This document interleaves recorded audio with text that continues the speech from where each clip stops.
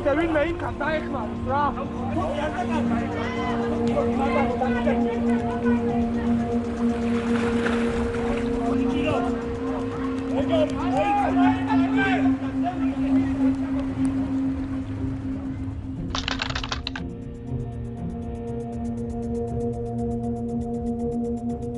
განთიადის გადამღები ჯგუფი გმირთა მოედნის მიმდებარე ტერიტორიაზე იმყოფება.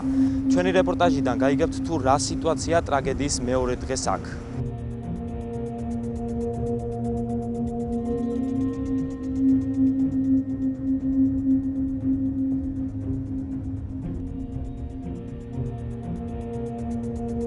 ძირითადად ცენტრალურ გზებზე ვინც გაწმენდითი სამუშაოები, მოწმენდითი სამუშაოები დამთავრებულია.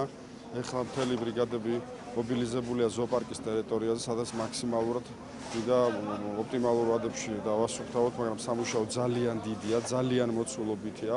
ვნახოთ დაწყებული გვაქვს მიმართულებებით და როდის დავამთავრებთ ჯერჯერობით ჩვენთვის უცნობია. ჩვენ ვფიქრობთ, რომ 2 დღის განმავლობაში მოწმენდითი სამუშაოები დარჩენილია, მაგრამ ინფრასტრუქტურული სამუშაოებია დასამთავრებელი, რადგანაც ხშირ შემთხვევაში არ არსებობს ასფალტის საფარი და უფრო მეტიც. ჩვენ ვფიქრობთ, რომ სანაპიროს გზას გავხსნით დღეს და გმირთა მოედანი სადღაც მინიმუმ 2 დღე მაინც დარჩება.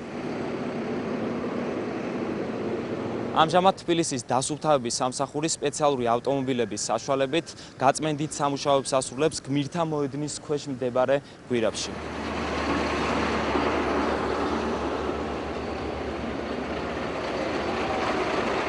ჩვენ ვართ ჩვეულებრივი მოხალისეები, ამ შემთხვევაში შევუერთდით წითელ ჯვარს. ეხლა ჩავდივართ აი აქ გვირაბში და მივეხმაროთ გასუფთავებაში და ჩვენ ამ წუთას ვართ 20. წითელი ჯვრის ირგვლივ, მაგრამ ძალიან ბევრი ადამიანია, ვინც ელოდება დავალებას და ნებისმიერი ადამიანი იმ დავალებას ასრულებს, სადაც კონკრეტულად აბარებენ ადგილზე. წინასწარი ინფორმაციით ზარალი 40 მილიონ ლარს აღწევს. თითქმის სრულად არის განადგურებული თბილისის ზოოპარკი. სტიქიამ ზოოპარკში ვოლიერების დაზიანება და ცხოველების გარეთ გამოსვლა გამოიწვია.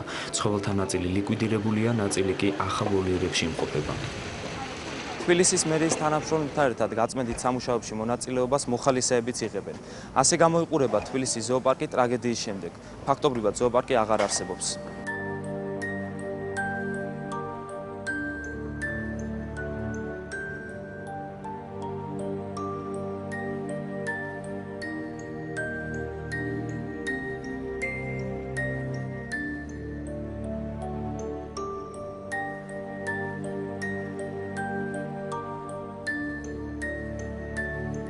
ამჟამად ზოოპარკში ისევ გრძელდება გამწვენდი სამუშაოები, მთელი ღამის განმავლობაში მუშაობა მიმდინარეობდა, მუშაობს მძიმე ტექნიკა, ასევე ადამიანები, რადგან ძალიან დიდი ტერიტორია ისევ ზოოპარკის რჩება დატბორილი, ასევე ჩახერგილია ნაგვით, არის მანქანები, ხეები, ლოდები, უზარმაზარი მორები, ამიტომ ხდება ამ ყველაფრის ნელ-ნელა გასუფთავება და პარალელურ რეჟიმში, რა თქმა უნდა, ყვეულობთ გარკვეულ ცხოველებს, დაღუპულ ცხოველებს, ამიტომ ჯერჯერობით ძალიან რთულია იმის თქმა, თუ რამდენი ცხოველი დაიღუპა საბოლოო ჯამში, იმიტომ რომ შეუძლებელია ამ ხელა ტერიტორიის ასე უცბად გასუფთავება, ამას ძალიან დიდი დრო ჭირდება. მოხალისეები ვართ ჩვენ და დღეს საყარაულო ოთახში ამოვაჩინეთ მკვდარი მგელი. და შესაბამისი ზომები გავატარეთ ჩვენ, მივიყვანეთ ზოოპარკის ადმინისტრაციას და დამახმარეთ. სოციალურ ქსელებში გავრცელდა ინფორმაცია ლომის პოკერ შუმბას ლიკვიდაციასთან დაკავშირებით. ზოოპარკის ადმინისტრაციის ინფორმაციით ამჟამად მიმდინარეობს გამოძიება და გაირკვევა, თუ რა გახდა ცხოველის სიკვდილის ზუსტი მიზეზი. თბილისის ზოოპარკისა და მიმდებარე ტერიტორიის დასუფთავებისთვის საჭირო ბრიგადასთან ერთად მოხალისეებიც აქტიურად არიან ჩართულები, რომელთა ნაკადი არ წყდება. გუშინილიდან აქ ვართ.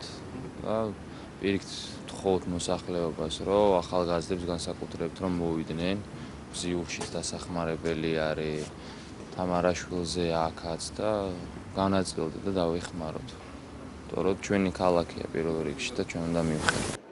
დასახმარებლად მოდიან სხვადასხვა არასამთავრობო ორგანიზაციის წარმომადგენლები, რომლებსაც დაზარალებულთათვის საკვები პროდუქტი და წყალი მოაქვთ.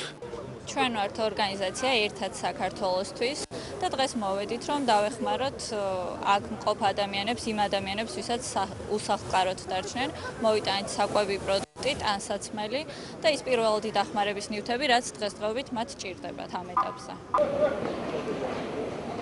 უსაფრთხოებისა და კრიზისების მართვის საბჭოს სტიქიური უბედურების შედეგად გარდაცვლილთა ვინაობის შესახებ ინფორმაციას ავრცელებს.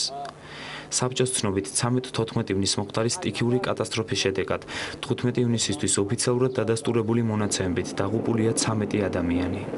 ამ წუთისთვის შემიძლია გაცნობა, რომ მიმდინარეობს 9 პიროვნების ძებნით სამუშაოები, რადგანაც დანარჩენი პიროვნებები, რომლებზეც აქამდე კეთდებოდა განცხადება, რომ მათაც ვეძებდით, უკვე გამოჩნდნენ ცოცხლები არიან და მათ სიცოცხლეს საფრთხე არ ემუქრებოდა.